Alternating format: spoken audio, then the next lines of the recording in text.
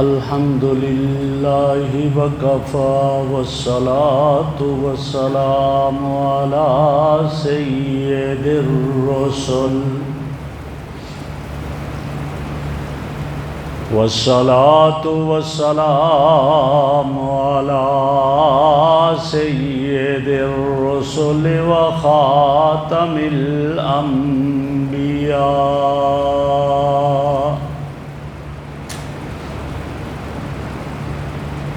وعلى آله وأصحابه الذين أولي الدرجات العلى أما بعد فأعوذ بالله من الشيطان الرجيم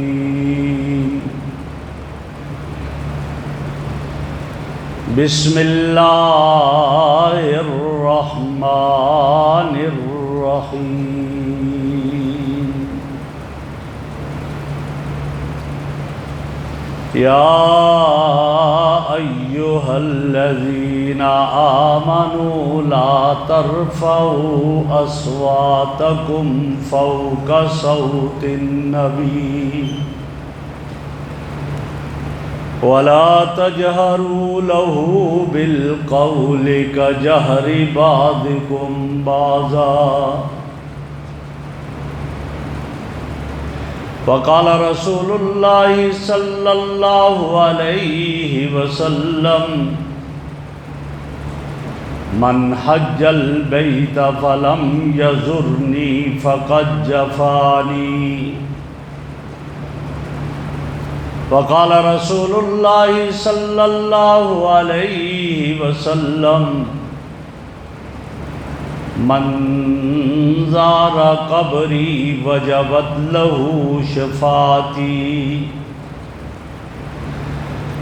اللهم صل على سيدنا ومولانا محمد وعلى آل سيدنا ومولانا محمد وأصحاب سيدنا ومولانا محمد وبارك وسلم عليه۔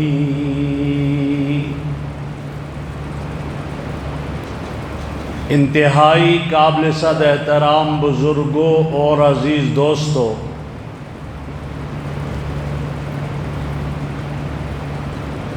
حج کے متعلق ہماری معروضات پچھلے جمعوں میں جاری رہی اور گزشتہ جمعہ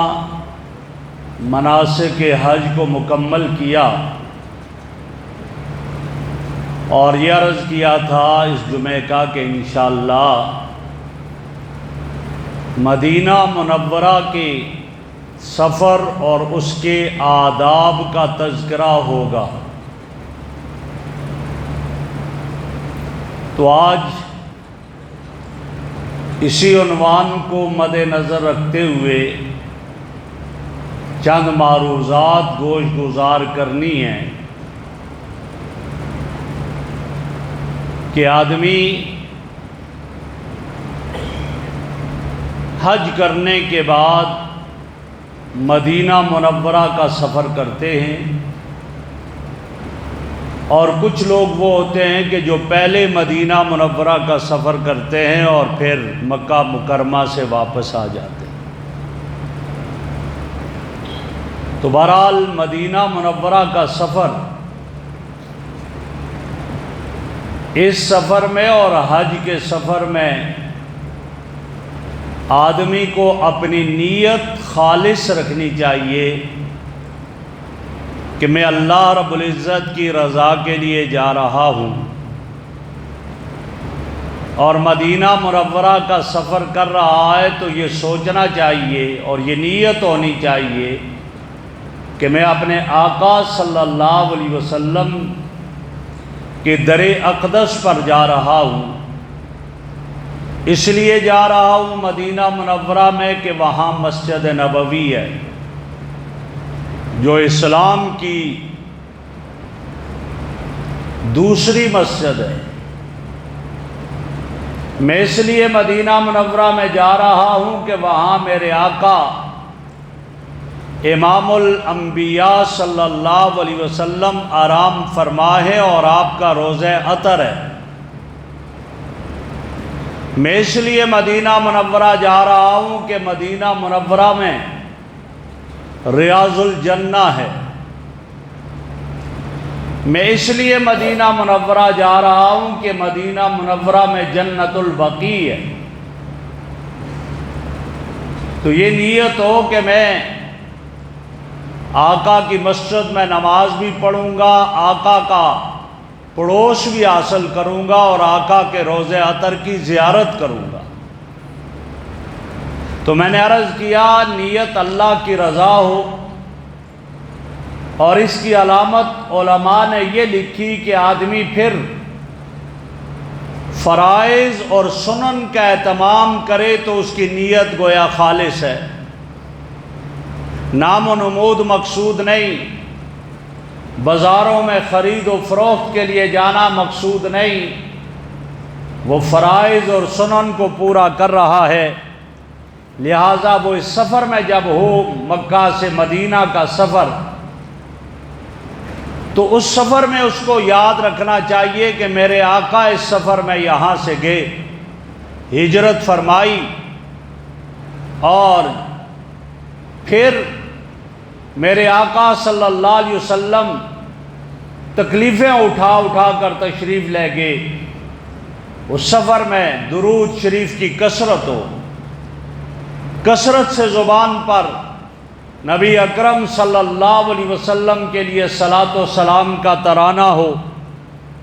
اور وہاں سے وہ چلے اور مدینۃ الرسول کی طرف جائے۔ مدینہ کا پہلا نام یثرب تھا، لیکن میرے آقا آئے،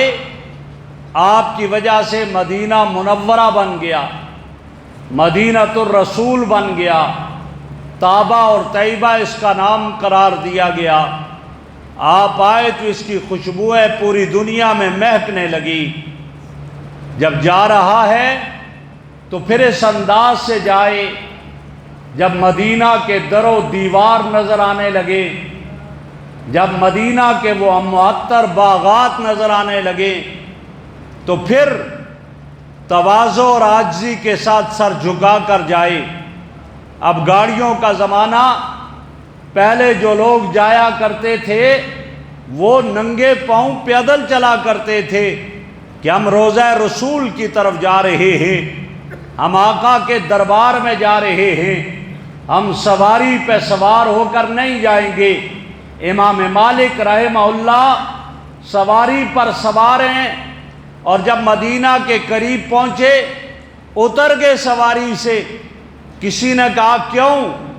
کہا مجھے آج اللہ سے شرم و حیا آتی ہے کہ جن ذرات پر میرے آقا کے قدم لگے، آج ان کو میری سواری رونتے ہوئے جائے، مجھے شرم و حیا آتی ہے، لہٰذا میں پیدل چلوں گا۔ پیدل چلے۔ دارالعلوم دیوبند کے بانی مولانا قاسم نانوتوی رحمہ اللہ مدینہ منورہ جب گئے تو جوتی اتار کر ننگے پاؤں مدینہ کی گلیوں میں چلنے لگے۔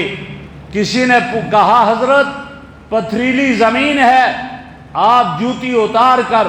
مدینہ کی گلیوں میں جا رہے ہو، پاؤں زخمی ہو جائیں گے۔ فرمایا کوئی بات نہیں، میں ننگے پاؤں چلوں گا، جوتی پہن کر نہیں جاتا،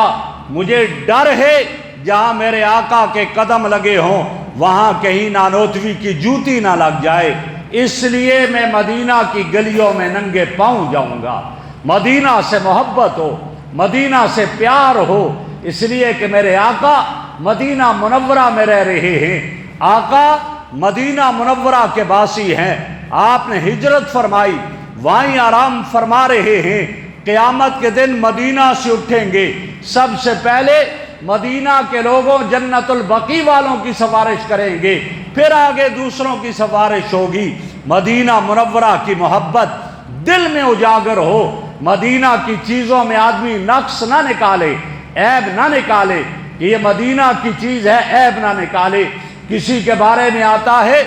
ایک دفعہ اس نے دیکھا اور اس نے کہا مدینہ کی دہی اچھی نہیں ہے، بس اتنا کہا، خواب میں رسول اللہ صلی اللہ علیہ وسلم آگے، فرمایا تو نے میرے مدینہ کی مذمت کی ہے، نکل جا مدینہ سے۔ اب وہ پریشان، اور اس نے جا کر علماء سے مسئلہ پوچھا، کہا غلط کیا تو نے، لیکن آقا نے فرمایا ہے ایک دفعہ مدینہ کی حدود سے نکل جا، دوبارہ پھر واپس آ جا۔ یہ کیفیت، اس لیے مدینہ کو کبھی بھی، مدینہ کے لوگوں کو، مدینہ کی اشیاء کو برا بلا نہ کہے، مدینہ میں رہنے کی تمنا کرے۔ مدینہ تو مدینہ ہے۔ ہاں ہاں، مولانا قاسم نانوتوی فرماتے ہیں امیدیں لاکھ ہیں لیکن بڑی امید ہے یہ، او سگانے مدینہ میں میرا نام شمار، جیوں تو ساتھ سگانے حرم کے تیرے پھروں، مروں تو کھائیں مجھ کو مدینہ کے مور و مار۔ اللہ، تمنائیں آرزویں تو بہت سی ہیں، سب سے بڑی آرزو اور تمنا یہ ہے کہ میں مدینہ میں رہوں، مدینہ کی گلیوں میں پھرتا رہوں، مدینہ کی گلیوں میں بھٹکتا رہوں، اور جب مر جاؤں مجھے مدینہ کی گلیوں میں درندے آ کر کھا لیں۔ جب کل قیامت کا دن ہو مجھے مدینہ ہی کی گلیوں میں ان درندوں کے پیٹوں سے جب اٹھایا جائے۔ میری تمنا اور آرزو یہ ہے، اس سے بڑھ کر اور کیا۔ مدینہ مدینہ ہے۔ حضرت مولانا حسین احمد مدنی رحمہ اللہ 18 سال تک مدینہ الرسول میں روضہ انور کے سامنے بیٹھ کر درس حدیث دیتے رہے، بخاری شریف پڑھاتے رہے، اور یوں فرماتے تھے قال صاحب ھذا القبر، یہ سامنے روزے والا اس نے یوں فرمایا۔ اور میرے بھائیوں، ان کے لیے جب روزہ عطر کا دروازہ کھلا، جب دروازہ کھلا روزہ عطر کا، اندر گئے، لوگ دیکھ رہے تھے کیا کریں گے۔ اندر جا کر انہوں نے اپنی داڑھی کے بالوں سے حضور کے روزے کو جھاڑو دیا، اور جھاڑو دینے کے بعد جب باہر آئے تو برتن میں پانی میں اپنی داڑھی کو بھگویا اور پینے لگے۔ کسی نے کہا مٹی ہے، بیمار ہو جاؤ گے۔ کہا تیرے نزدیک اس میں بیماری ہے، میرے نزدیک تو میرے رب نے شفا اس میں رکھی ہے، میرے آقا کے روزے عطر کی مٹی ہے۔ یہ محبت ہے مدینہ کی، یہ محبت ہے مدینہ کی۔ حضرت مولانا رشید احمد گنگوہی رحمہ اللہ، ان کے بارے میں آتا ہے کسی نے مدینہ کا رومال لا کر دیا اور انہوں نے اس کو آنکھوں سے لگایا، بوسہ دیا۔ کسی نے کہا حضرت یہ مدینہ کا نہیں، مدینہ میں رومال نہیں بنتے، کوئی فیکٹری مدینہ میں رومالوں کی نہیں۔ فرمایا مجھے بھی پتا ہے مدینہ میں نہیں بنا، لیکن میرے نبی کے شہر کی ہوا تو اس کو لگی ہوئی ہے، میرے آقا کے شہر کی ہوا لگی ہوئی ہے۔ لہذا اس لیے میں عرض کر رہا ہوں اس محبت کے ساتھ مدینہ میں جائے۔ کوئی جانے والا گیا تو اس نے بڑے عجیب انداز میں اشعار کہے، اور وہ کہنے لگا لما رأینا رسم من لم یدا لنا فواد العرفان الرسوم ولا لبا نزلنا من الاکوار نمشی کرامتا لمن بانا۔ فرمایا کہ جب ہم نے اپنے محبوب کے شہر کے نشانات جس میں، فرمایا کہ وہ نشانات کو پہچاننے کے لیے ہمارے لیے جو وہاں نشان تھے ان کو مٹا دیا، اور ان کو چھوڑ دیا، بالکل مٹا دیا، نہیں نظر آ رہے تھے، لیکن ہم پھر بھی سر کے بل چل کر آقا کے شہر میں گئے۔ ہم پاؤں پر نہیں، ہاتھوں سے نہیں، ہم سر کے بل چل کر اپنے آقا کے شہر میں گئے۔ تو آقا کے شہر میں جب جائے تو پھر آقا کے شہر میں اس انداز سے جائے، محبت سے جائے۔ اب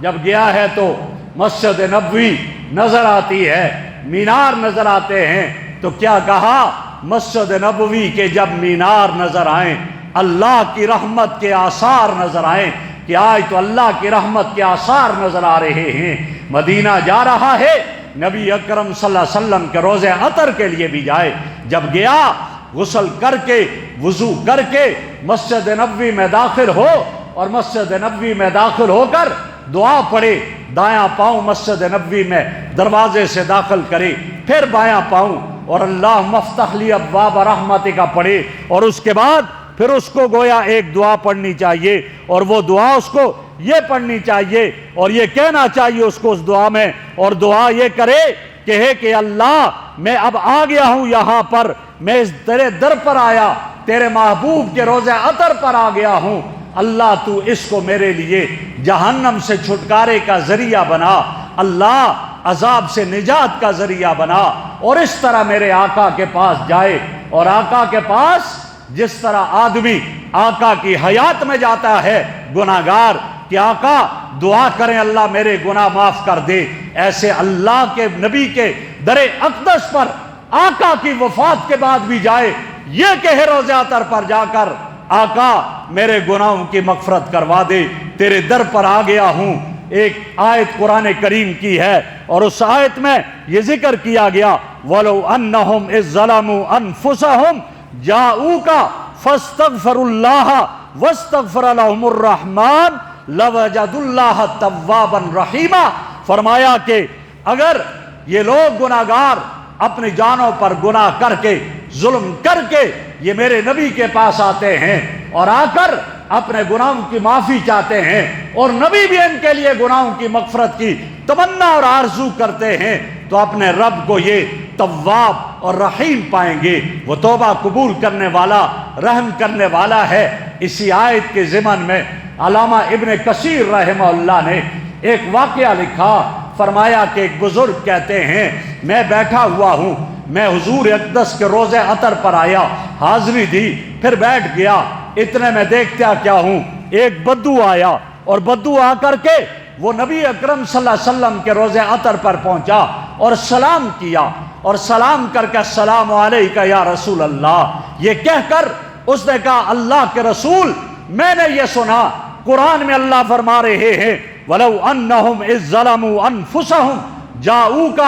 اگر یہ لوگ جنہوں نے گناہ کر کے اپنے نفسوں پر ظلم کیا آپ کے پاس آگے ہیں، فَاسْتَغْفَرُوا اللَّهَ اللہ سے مغفرت طلب کرتے ہیں، وَاسْتَغْفَرَ لَهُمُ الرَّسُولُ اور رسول بھی ان کے لیے استغفار اور مغفرت طلب کرے، لَوَجَدُوا اللَّهَ تَوَّابًا رَحِيمًا، تو اللہ کو یہ پائیں گے تواب توبہ قبول کرنے والا اور رحم کرنے والا پائیں گے۔ جب یہ کہا تو اس نے کہا اللہ کے نبی میں تو توبہ کرتا ہوں، میں استغفار کرتا ہوں اور آپ کو اپنا سفارشی بنانا چاہتا ہوں، آپ کے دربار میں درخواست کرتا ہوں آپ میری شفاعت فرما دینا، میری سفارش فرما دینا۔ ایک گناہگار میرے پاس آیا تھا، اس نے درخواست کی ہے اللہ اس کے گناہ کو معاف کر دے، کہا بس اس بدو اور دیہاتی نے یہ کہا اور اس کے بعد کچھ اشعار پڑھے، بڑے عجیب اشعار پڑھے جو اس نے رو رو کر پڑھے، اور وہ اشعار یہ تھے یا خیر من دفنت بالقاع، یا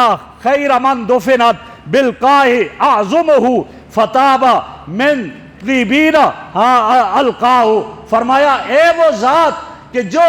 اس قبر میں مدفون ہے، مدینہ میں جتنے لوگوں کی ہڈیاں مدفون ہیں ان سے سب سے زیادہ پاکیزہ ذات جو یہاں پر مدفون ہے، اور جس کی وجہ سے یہاں کے یہ سارے کے سارے علاقے اور یہ سارا قرب و جوار اور یہ ٹیلے یہ سارے کے سارے معطر ہو گئے ہیں، اور یہ جو خوشبو اور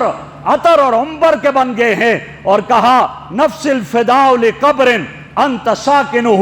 فی العفاف وفیہ الجود والکرم، میری جان اس پر قربان ہو، اس پر فدا ہو جو اس میں مدفون ہے، سب سے پاکیزہ ذات ہے، سب سے زیادہ سخی ذات ہے اور سب سے زیادہ عظمت والی ذات ہے۔ بس اس نے یہ دیہاتی نے اشعار پڑھے اور وہاں سے چلا گیا، تو وہ فرماتے ہیں عتبہ فرماتے ہیں میں سویا ہوا تھا، میں نے خواب میں آقا کی زیارت کی اور آقا نے مجھ سے فرمایا جاؤ اس دیہاتی کو بشارت سنا دو کہ میں نے تمہاری مغفرت کی سفارش کر دی ہے اور میرے رب نے تیرے گناہ کو معاف کر دیا، میرے اللہ نے تیری مغفرت فرما دی ہے۔ وہاں تو اس لیے جائے، آقا کے سامنے گزارش کرنے جائے، اللہ کے حبیب میں اس لیے آیا ہوں دعا کرے وہاں، لیکن بدبخت ہے وہ آدمی جو جاتا ہے میرے آقا کے روضہ پر، موبائل پر ویڈیو لائیو چل رہا ہوتا ہے،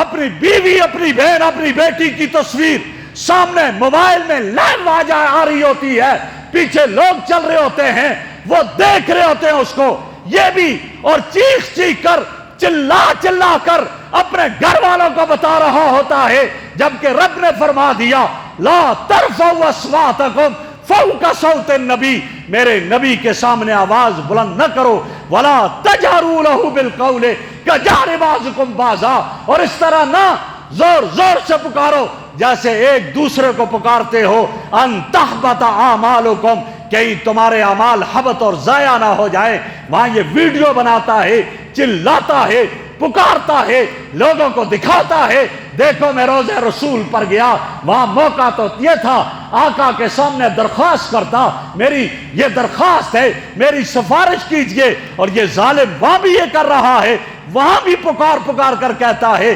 سیدنا عمر رضی اللہ تعالیٰ عنہ کھڑے ہیں میرے آقا کے روضہ کے سامنے، دو آدمی اونچی اونچی آواز میں آپس میں بات کر رہے ہیں، حضرت عمر نے ایک آدمی کو آواز نہیں دی، اشارہ کیا ان کو بلاؤ، وہ آیا اور جا کر کہا امیر المومنین بلا رہے ہیں۔ بلایا کا کیا بات ہے، کیوں باتیں کر رہے ہو آپس میں اور حضور کے روزے کے سامنے، تمہیں معلوم نہیں اللہ نے فرمایا وَلَا تَجْهَرُوا لَهُ بِالْقَوْلِ کَجَهْرِ بَعْضِكُمْ بَعْضًا، اس طرح نہ ایک دوسرے کو پکارو۔ تم آئے کہاں سے ہو؟ کہ ہم طائف سے آئے ہیں۔ فرمایا کاش اگر تم مدینہ کے ہوتے میں عمر تمہیں کوڑے مارتا کہ تمہیں رسول اللہ کے روزے کے آداب کا نہیں پتا۔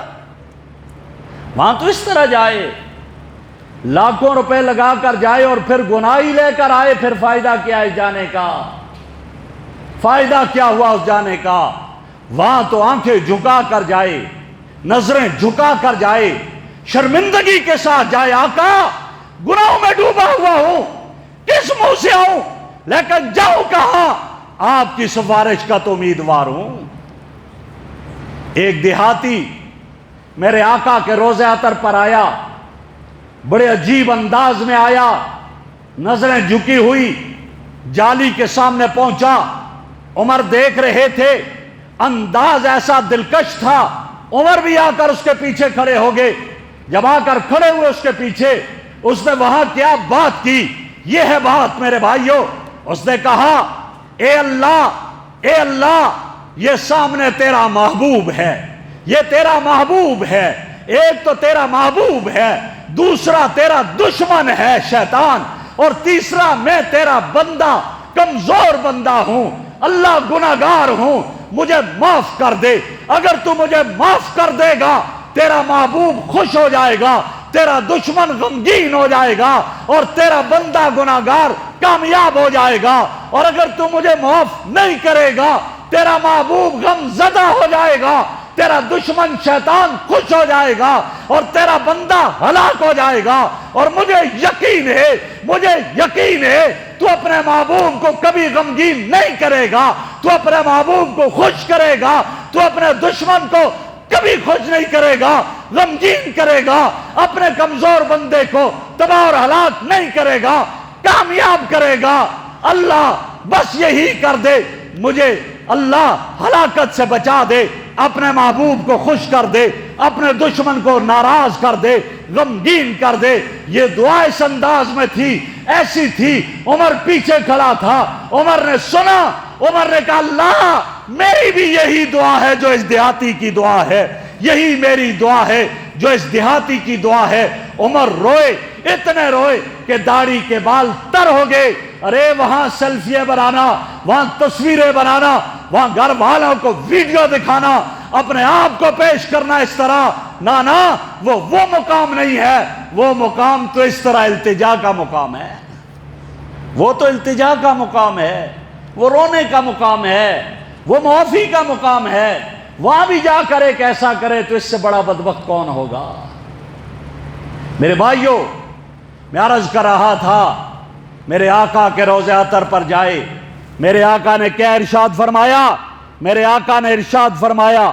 آپ کا ارشاد ہے، فرمایا من زار قبری وجبت لہو شفاعتی، جس میں نے میرے قبر کی زیارت کی مجھ پر واجب ہے میں اس کی سفارش کروں۔ میرے آقا نے فرمایا من زار قبری حلت لی شفاعتی، جس نے میرے قبر کی زیارت کی، میرے روزے کی زیارت کی، میرے لیے لازم ہے اس کی سفارش کروں۔ میرے آقا نے ارشاد فرمایا، آپ کا ارشاد ہے من جانی زائرن لا یحملہ حاجۃ الا زیارتی، فرمایا جو آدمی میرے پاس آتا ہے اور آنے میں اور کوئی چیز نہیں، کوئی مطمع نظر نہیں، کوئی اور حاجت نہیں، صرف میری زیارت کے لیے آتا ہے، میرے آقا صلی اللہ علیہ وسلم ارشاد فرماتے ہیں اس طرح ہے جیسے اس نے میری زندگی میں میری زیارت کی، اور میں ان کے لیے کیا ہوں گا، اکون لہ شفیعا و شہیدا، میں اس کے لیے سفارشی بھی ہوں گا، گواہ بھی بنوں گا،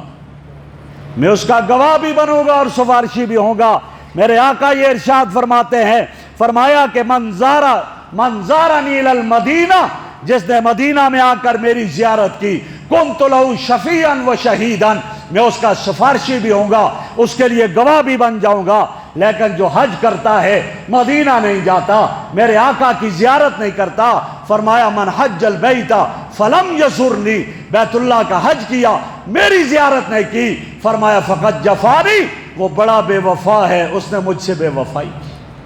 اس نے مجھ سے بے وفائی کی۔ میرے آقا کا ارشاد ہے، آپ علیہ الصلوۃ والسلام نے فرمایا من مات فی الحرمین آمنا، فرمایا جو آدمی حرمین میں مر گیا، جو مکہ اور مدینہ کے حرم میں مر گیا، فرمایا وہ آدمی محفوظ اور مامون رہا۔ فرمایا جو مدینہ میں مر گیا، فرمایا اس کی میں سفارش کروں گا، اس کے لیے جنت ہے۔ کتنے لوگ جو مدینہ کی لیے رہے رکے اور مدینہ میں ان کا انتقال ہوا، کیسے کیسے لوگ ہیں جو مدینہ میں رہے، اس لیے رہے کہ میں مدینہ میں رہوں، دور نہیں جاؤ۔ آپ کے یہی مری کے حافظ صاحب لنگر کسی والے زندگی گزاری، انتقال ہوا، کہاں مدفون ہوئے؟ جنت البقیع میں مدفون ہوئے۔ اسی طرح لاہور کے ایک تھے قاری حسن شاہ صاحب رحمہ اللہ، پوری زندگی مدینہ میں گزاری، میرا انتقال ہو، ایک دن گھر والوں نے فون کیا آ جاؤ بیٹی کا صرف نکاح کروا کر واپس چلے جاؤ۔ مدینہ سے نکلے اور جدہ ایئرپورٹ پر پہنچے، ٹکٹ ہوا تھا، واپس چلے گئے دوبارہ مدینہ میں۔ گھر والوں کو کہا بیٹی کا نکاح کروا دو، پوری زندگی مدینہ کی مٹی کے لیے بیٹھا رہا ہوں، نہ جانے لاہور میں پہنچوں میرا انتقال ہو جائے، میری تمنا پوری نہ ہو، اس لیے نہیں آتا ہوں۔ وہیں انتقال ہوا، جنت البقیع میں دفن ہوئے۔ حضرت مولانا شیخ الحدیث زکریا رحمہ اللہ، تبلیغی نصاب جنہوں نے لکھا، ان کا انتقال مدینہ میں ہوا، اور جب ان کی قبر بن رہی تھی جنت البقیع میں، ایک عرب آیا، قبر کو دیکھ کر کہنے لگا کس کی ہے؟ کسی عرب کی؟ کہا نہیں، یہ شیخ الحدیث زکریا کی ہے۔ تڑپ کر کہنے لگا کتنا خوش قسمت ہے کہ رب نے کیسی قبر عطا کر دی، کیسی جگہ عطا کر دی۔ اس لیے میرے بھائیوں، مدینہ کا تو یہ مقام اور مرتبہ ہے، مدینہ کی موت کی تمنا کی جائے، جن کے دل میں تڑپ ہوتی ہے میرا اللہ پہنچا دیتا ہے۔ مولانا احسان علائی ظہیر، لاہور میں بم دھماکہ ہوتا ہے، علاج کے لیے ریاض پہنچایا جاتا ہے، انتقال ہوا، قبر کی مٹی کہاں ملی؟ جنت البقیع میں جگہ، جنت البقیع میں دفن ہوئے۔ مولانا عبدالحفیظ مکی ساؤتھ افریقہ میں انتقال ہوتا ہے، اور سعودیہ والے خصوصی طیارے کے ذریعے بلاتے ہیں، منگواتے ہیں میت کو، جنت البقیع میں مدفون ہوتے ہیں۔ جن کے دل کی تمنا یہ ہوتی ہے پھر وہاں قبر ملتی ہے۔ جبھی تو میرے آقا نے فرمایا قیامت کے دن سب سے پہلے میں اٹھوں گا اپنی قبر سے، میرے ایک طرف ابو بکر ہوگا، ایک طرف عمر ہوگا، اور پھر فرمایا جنت البقیع میں جائیں گے، وہاں انتظار کریں گے، جنت المعلا والے آئیں گے، پھر وہاں سے آگے چلیں گے۔ اور مولانا زکریا کو جگہ کہاں ملی تھی؟ حضرت عثمان ذو النورین کے قدموں میں قبر کی جگہ ملی تھی۔ یہ وہ لوگ ہیں، اس لیے فرمایا کہ جب مدینہ جاؤ تو اس لیے جاؤ۔ افسوس یہ ہوتا ہے کہ جاتے ہیں کس کے لیے؟ جانا ہے جی کیوں؟ شاپنگ کرنی ہے، بازاروں میں گھومنا ہے۔ او بھائی وہ چیزیں تو یہاں بھی مل جاتی ہیں، وہاں جا رہے ہو تو وہاں وہ عبادتیں ہیں جو یہاں نہیں ملتی۔ حضور کے روضہ اطہر پر حاضری دو، مسجد نبوی میں بیٹھو، درود پڑھو کثرت سے، اور روزہ کو دیکھتے رہو۔ یہ ہے اصل چیز جو وہاں کام آنے والی اور آخرت میں کام آنے والی۔ اور فرمایا میرے آقا نے جو شخص